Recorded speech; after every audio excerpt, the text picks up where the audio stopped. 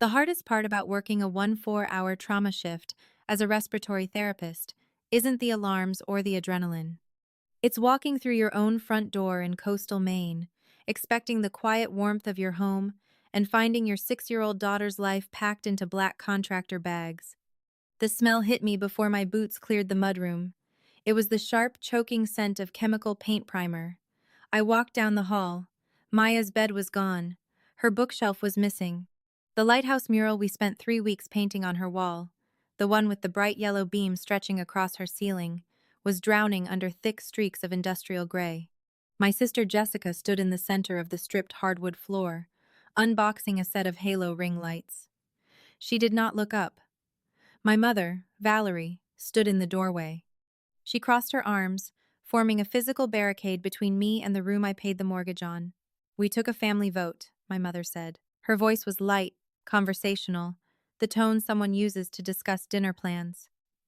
"You have 30 days to get used to the new arrangement." I did not drop my hospital bag. I did not scream. Anger is loud and cheap, and I prefer to deal in currency that actually buys something. What I did next dismantled the reality they had spent 2 years building. Let me rewind, because a hostile takeover of a child's bedroom doesn't happen in a vacuum. 2 years ago, a winter storm tore the roof off the rental house my parents and Jessica shared in Portland. They needed a place to stay while the insurance sorted the damage. I owned a 4-bedroom house near the water. It was the only asset I kept after a quiet divorce. A sanctuary for me and Maya. I offered them the guest rooms.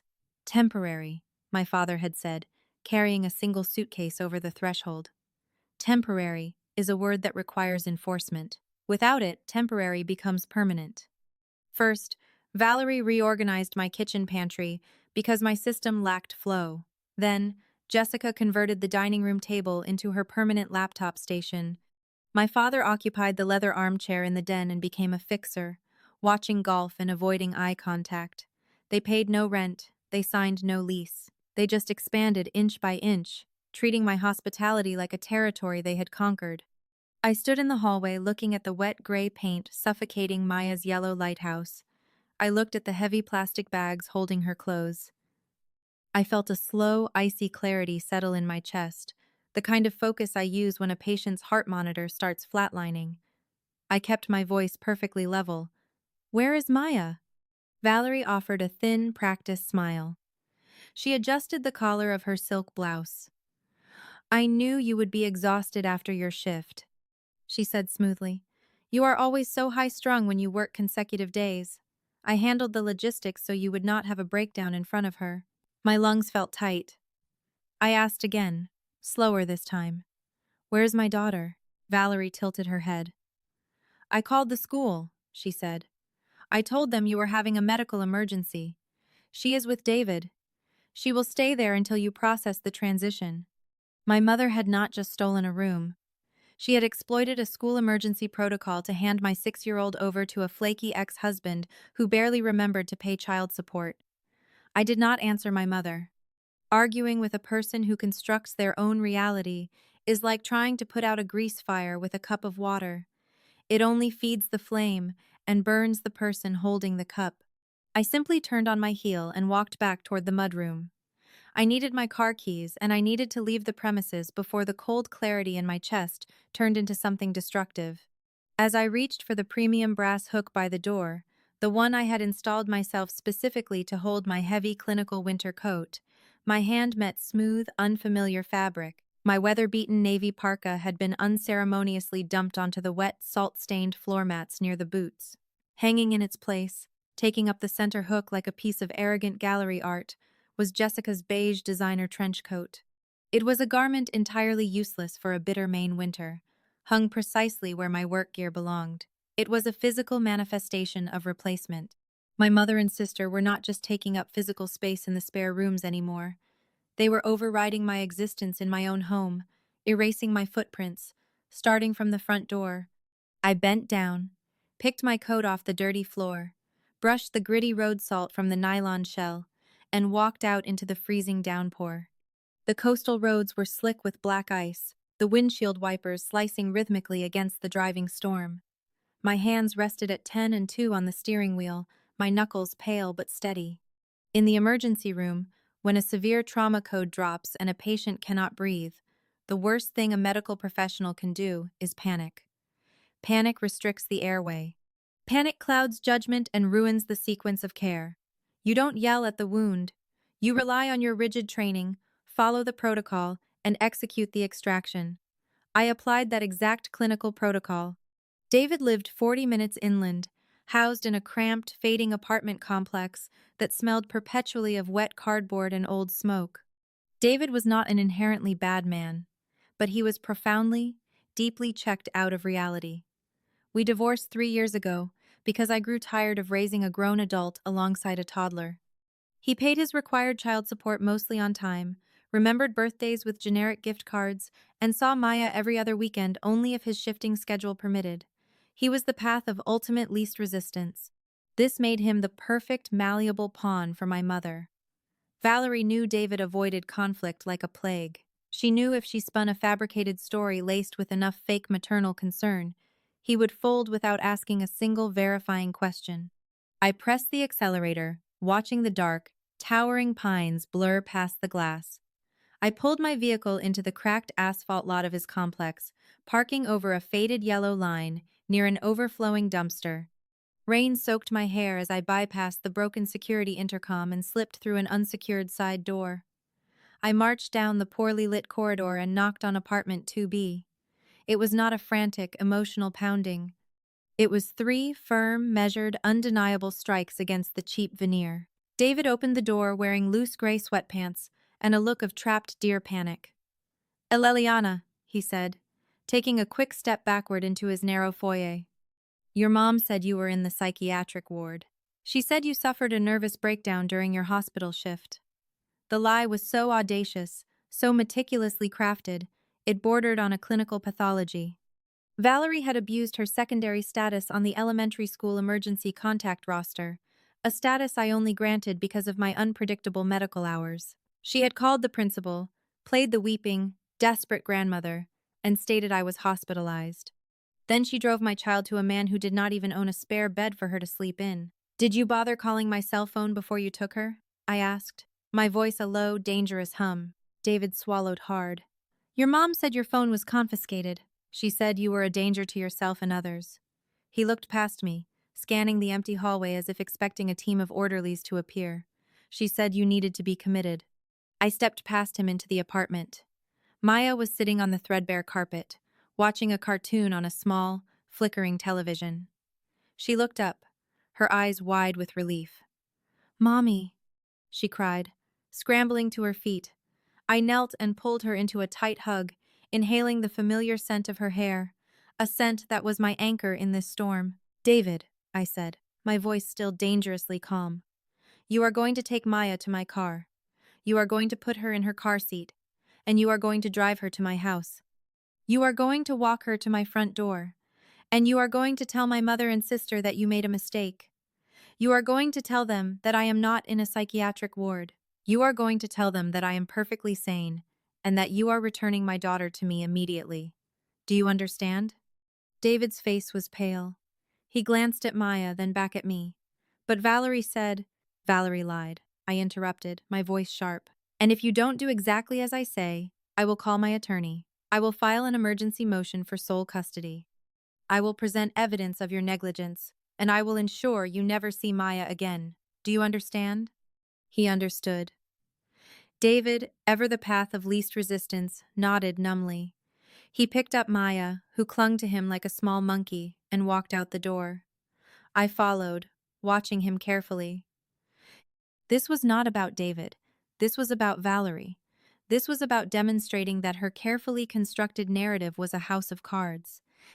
I drove home slowly, the rain still falling, but the black ice beginning to melt. I parked in my driveway, watching as David's car pulled up behind me. He walked Maya to the front door, and I saw Valerie and Jessica standing there, their faces a mixture of confusion and dawning horror. I couldn't hear what David said, but I saw Valerie's jaw drop and Jessica's eyes narrow. David handed Maya over, then quickly retreated to his car, speeding away as if the hounds of hell were at his heels. I walked into the house, Maya's hand in mine. Valerie and Jessica stood in the living room, surrounded by their launch party decorations, expensive flowers, platters of artisanal cheeses, and bottles of imported wine. The air was thick with the scent of their ambition. "What is the meaning of this, Eleliana?" Valerie demanded, her voice no longer light and conversational but sharp with anger. "David said you threatened him." "I did," I replied, my voice calm. "He was holding my daughter against my will, based on your fabricated story. That's called kidnapping, Mother, and it carries serious legal consequences." Jessica stepped forward, her face a mask of indignation. "You can't just barge in here and ruin everything. We have investors coming. This is my launch party." "Your launch party?" I asked, raising an eyebrow. "In my house? The house you and Mother have been squatting in for 2 years? The house you've redecorated without my permission? The house you just stole my daughter's bedroom from?" I walked into the den and sat on the very edge of the sofa. My father, Richard, sat in his usual leather armchair, watching a muted golf tournament. He refused to turn his head.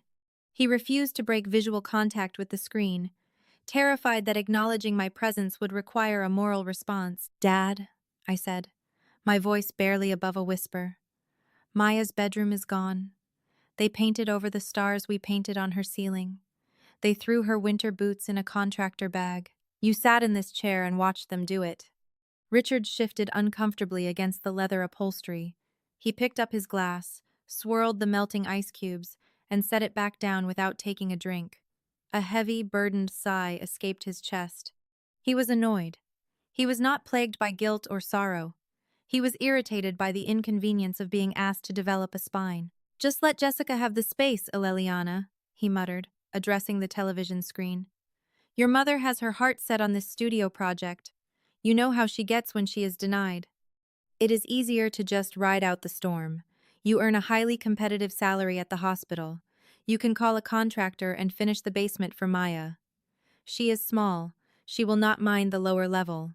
He delivered the ultimate betrayal with the casual tone of a man discussing weather patterns. He was actively instructing me to banish his own 6-year-old granddaughter to an unfinished, uninsulated concrete cellar just so he would not have to endure his wife's temper. He wanted me to absorb the damage so he could continue sitting in his quiet chair. I looked at the man who had raised me, searching for any lingering trace of a protector. The chair was occupied, but the father was gone. He had traded his courage for quiet decades ago, and there was nothing left to salvage. "The basement is cold, Dad," I whispered. I stood up. I did not ask him to reconsider. I did not cry. I severed the emotional tie connecting me to him, cutting the frayed rope with surgical precision. I walked out of the den, leaving him alone in the dark with his silent collisions.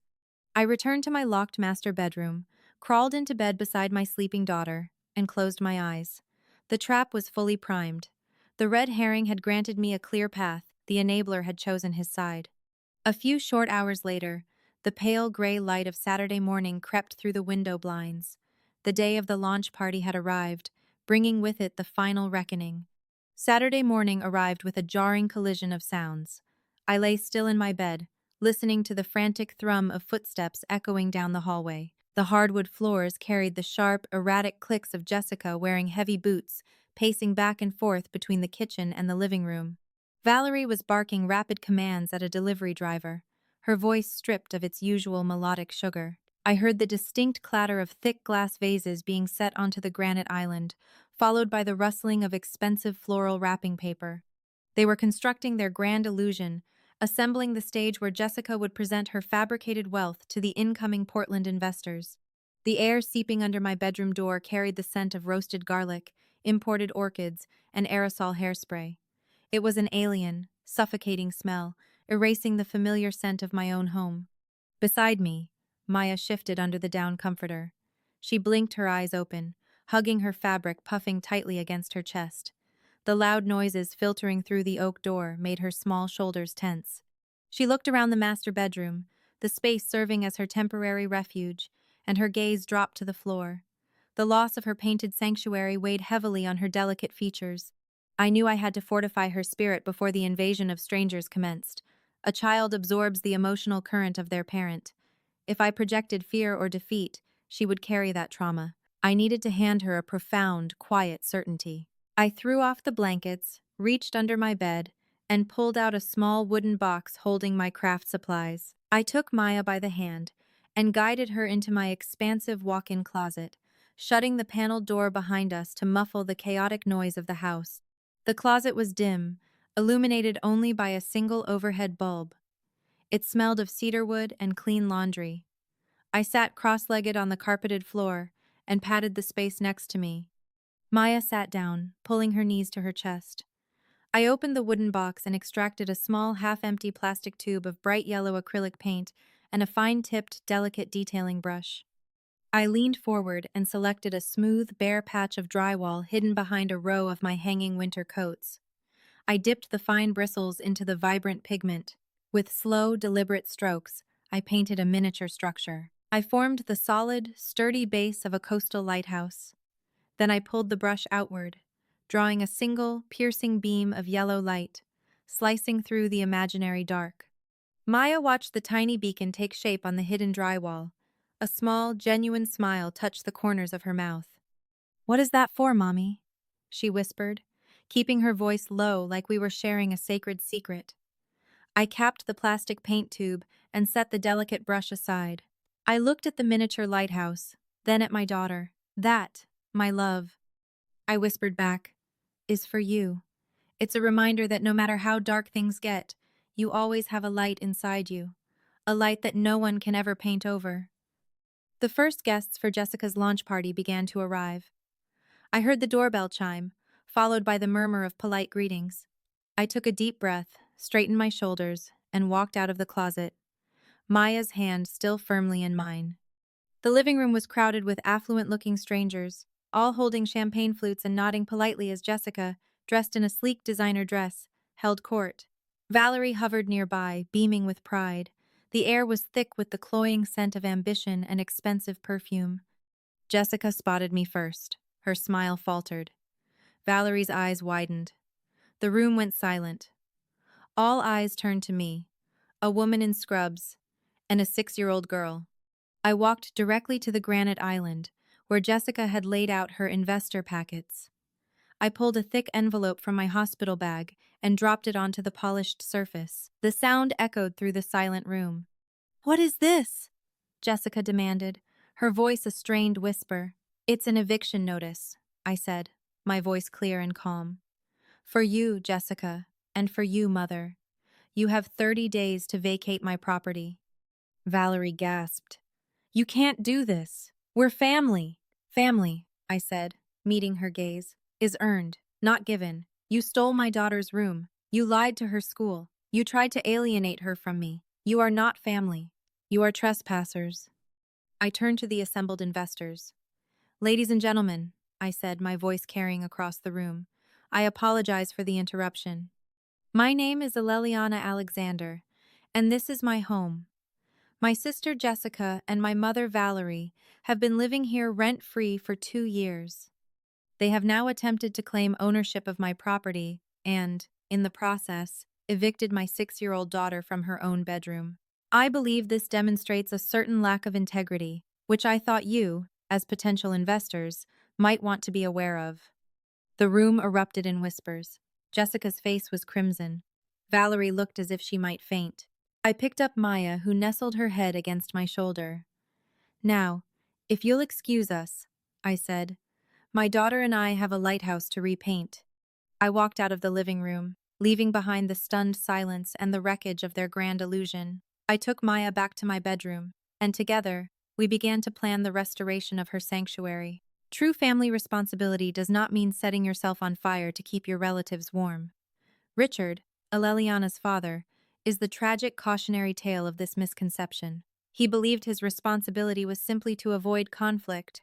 He sat in his leather recliner, staring at a muted television, choosing the path of least resistance, while his own granddaughter was treated like disposable collateral. He thought his silence was peace. But to a child watching her world be packed into black trash bags, a grandfather's silence is not peace, it is a profound betrayal. Aleliana understood that her primary responsibility was not to manage the chaotic, drowning adults who brought her into the world, but to fiercely protect the innocent child she brought into it. In America, We want our children to grow up to be independent, strong, and fair-minded. Yet, we cannot simply lecture them about these virtues.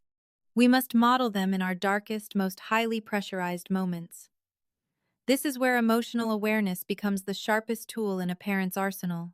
When Valerie exploited the school emergency contact list and dumped Maya in a dingy apartment, the biological instinct of any mother would be to scream, to shatter glass, and to scorch the earth. But Aleliana possessed the emotional intelligence to recognize the trap. If she raged, if she lost control, she would validate her mother's false narrative of instability. More importantly, she would teach Maya that conflict is solved through terrifying, uncontrolled chaos.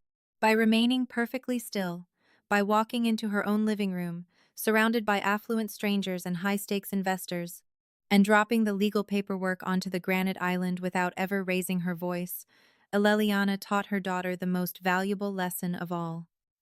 She taught Maya that true strength does not need to shout. She demonstrated that you do not have to become a monster to defeat one. You simply have to stand firm in the truth. The yellow beam of the lighthouse painted inside Maya's dark closet is a powerful symbol of honesty and long-term guidance. Parenting is not the act of hiding the storm from your children. You cannot shield a child from the reality that selfish, manipulative people exist in this world, sometimes within the branches of their own family tree. Instead, parenting is the act of showing them how to be the lighthouse. You show them how to plant their feet on a solid foundation of undeniable facts and shine a light so bright that the lies simply burn away. Fairness in a family does not mean everyone gets an equal vote on your life, your property, or your children. Fairness means establishing clear, unwavering boundaries and holding people accountable to them. Aleliana's eviction of her parents was not an act of cruelty. It was the ultimate act of fairness. She allowed the natural consequences of their deceit to finally catch up with them. She broke a generational cycle of enabling and appeasement, ensuring that Maya would never grow up believing she had to sacrifice her own sanctuary to appease a bully. These quiet moments of profound realization, these intersections where ordinary people decide to stop absorbing the damage and start drawing lines in the sand, are exactly what we explore here at the Revenge Order channel. We believe that the most powerful victories are rarely the loudest ones. They are the ones written in ink, spoken in calm voices, and secured with a new deadbolt. If you believe in protecting your peace and teaching the next generation the true meaning of boundaries, we invite you to subscribe to Revenge Order and join our community of quiet strength. As we reflect on Aleliana repainting the stars on her daughter's ceiling, we are left to look at our own lives. We all have a sanctuary. We all have a space, whether physical or emotional, that we have built with our own hands, paid for with our own exhaustion, and decorated with our own hopes. Look closely at the people standing inside your walls today. Who is sitting at your table?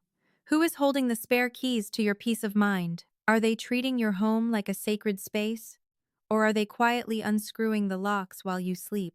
We spend our entire lives locking our doors against strangers, terrified of the unknown threats lingering in the dark outside. But perhaps the most dangerous thing we can do is forget that the most devastating storms do not always blow in from the ocean.